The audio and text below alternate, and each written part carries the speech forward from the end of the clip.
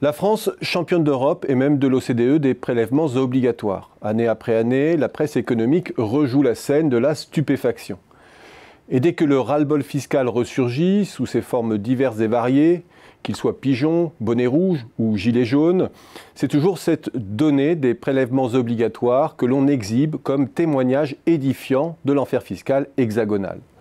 Le chiffre n'est pas contestable, mais il nous livre une version très tronquée de la réalité fiscale hexagonale. On y mélange des impôts proprement dits et le financement de la protection sociale. Et cette deuxième composante contient, on le sait, des éléments très divers, dont une large part est un pseudo-prélèvement, puisqu'il garantit un revenu différé en cas de retraite, de chômage ou d'arrêt maladie notamment. Alors la France est certes championne du monde ou vice-championne en matière de prélèvements obligatoires.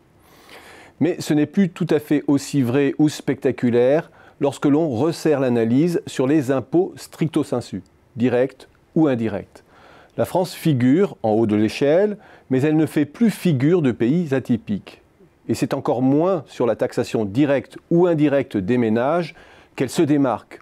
Si l'on additionne les impôts directs sur le revenu et les principaux impôts indirects, TVA et droits d'accise, pesant sur ces derniers, la France est en position médiane. Et c'est bien du côté des prélèvements sociaux, autrement dit du financement de la protection sociale, qu'il faut chercher la source principale de singularité française. Là, effectivement, la France se démarque de ses partenaires. Et cette particularité est logiquement reconfirmée lorsque l'on se tourne du côté des dépenses.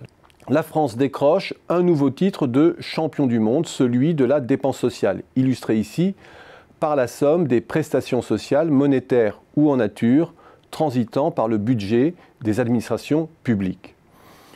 Ce n'est pas un scoop. Pour parfaire cependant ce décryptage, il faut tenir compte du fait qu'une part croissante des impôts, stricto sensu, finance aussi la protection sociale, notamment dans le nord de l'Europe et de plus en plus en France.